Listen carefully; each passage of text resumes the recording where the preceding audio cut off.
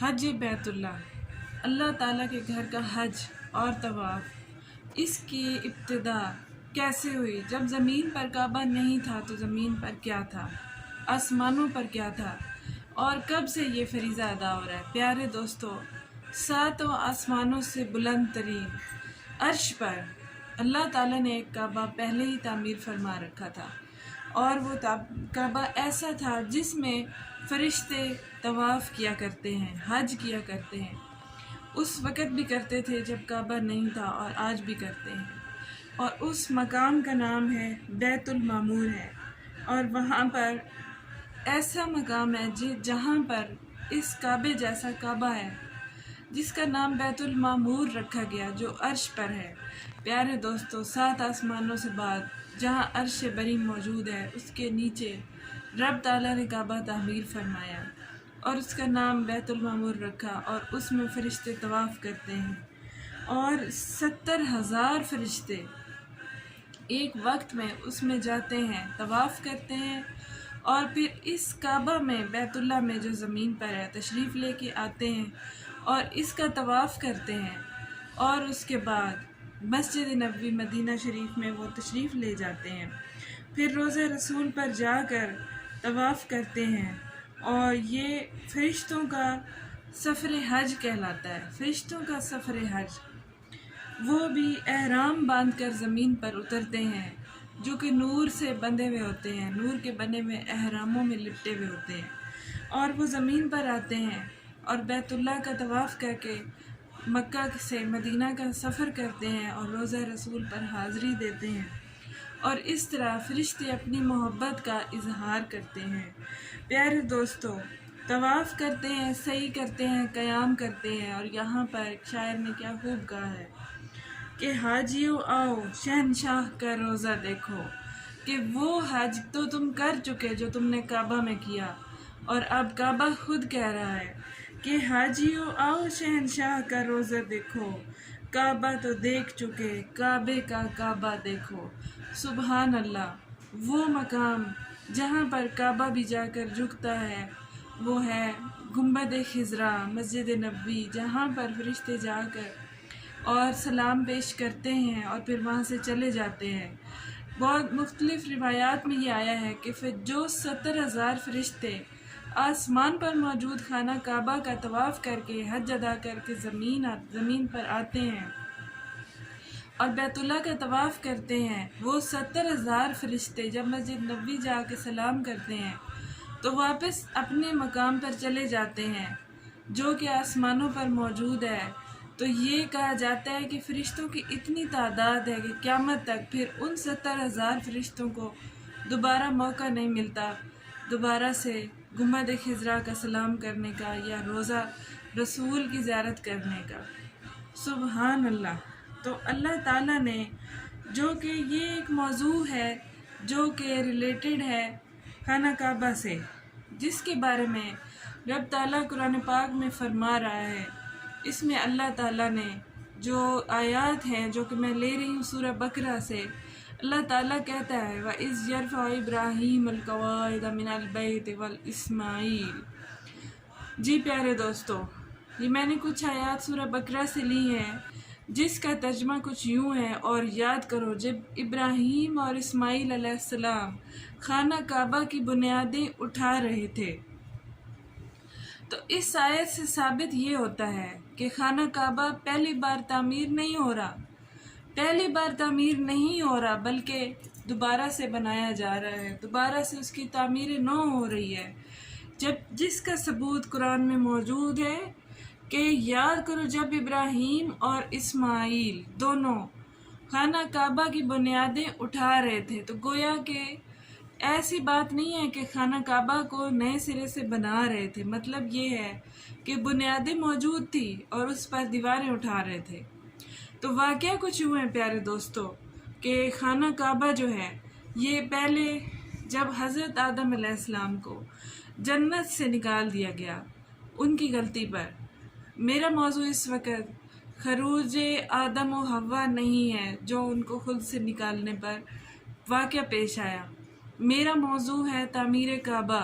ابتدائے کعبہ، کب سے ہے، کہاں سے آغاز ہوا، اور اب کب سے یہ کتنی بار تعمیر ہوا، کتنی بار مسمار ہوا، کس کس نے تعمیر کیا، قرآن کی آیات سے ثابت کرنا ضروری ہے کیونکہ یہ موضوع بہت نازک ہے۔ تو رب تعالیٰ فرما رہا ہے ان الاول بیتا وضع للناس الذی بیتا مہرن وعد للعالمین۔ رب تعالیٰ سورہ آل عمران میں فرما رہے ہیں، جس کا ترجمہ کچھ یوں ہے، بے شک سب سے پہلا گھر جو لوگوں کی عبادت کے لیے بنایا گیا وہی ہے جو مکہ میں ہے، برکت والا ہے اور سارے جہان والوں کے لیے مرکز ہدایت ہے۔ تو گویا اس سے ثابت یہ ہوتا ہے کہ یہ وہ گھر ہے۔ رب تعالیٰ قرآن میں سورہ آل عمران میں یہ نہیں کہہ رہا کہ وہ گھر جس کو ابراہیم نے بنایا، رب تعالیٰ کہہ رہا ہے بے شک سب سے پہلا گھر،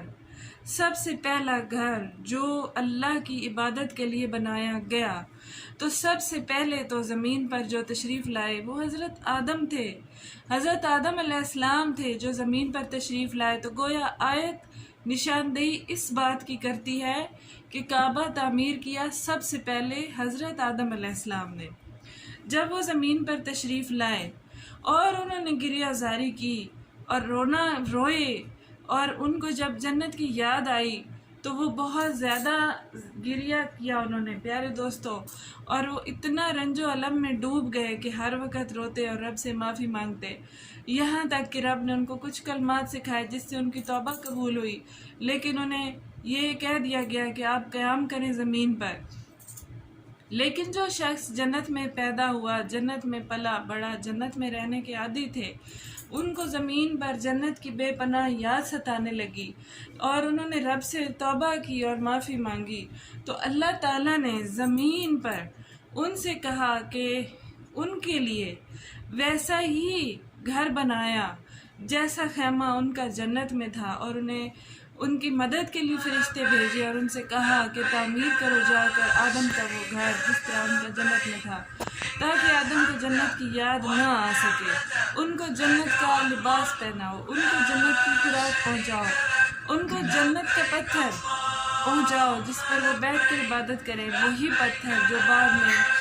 بیت اللہ میں نصب کیا گیا، جس کو حجر اسود کے نام سے بھی یاد کیا جاتا ہے۔ یہی وہ پتھر ہے جو حضرت آدم علیہ السلام کی توبہ قبول ہونے پر گریہ زاری اور زاری پر جب محبوب کی یاد ستانے لگی اور ان کا دل نہیں لگ رہا تھا اور دل پھٹا جا رہا تھا،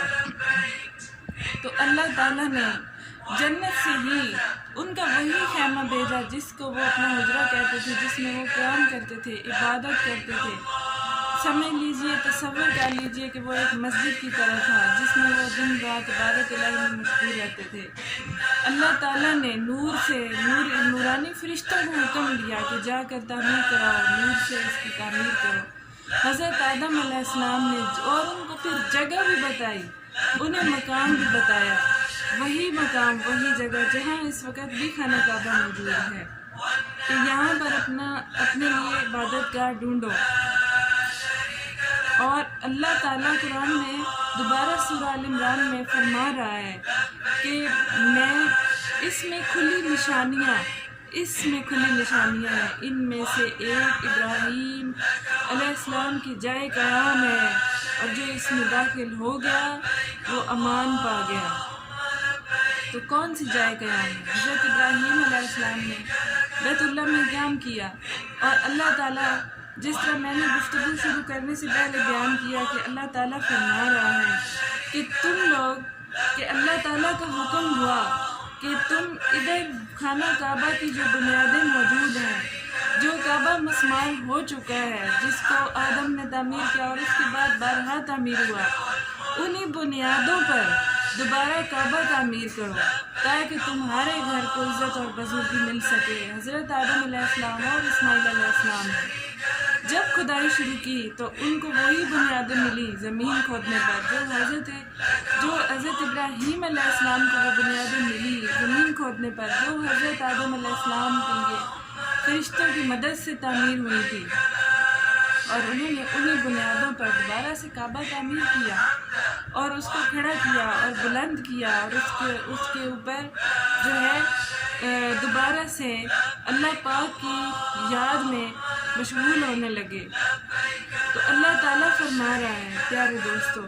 کہ اس میں کھلی نشانیاں ہیں اس گھر کے اندر۔ ان میں سے ایک جو ابراہیم کی جائے قیام ہے، جو اس میں داخل ہو گیا وہ امان پا گیا۔ ابراہیم کی جائے پناہ یعنی جس کو مقام ابراہیم کہتے ہیں، یعنی کہ جو مقام ابراہیم کے اندر داخل ہو گیا وہ پناہ پا گیا۔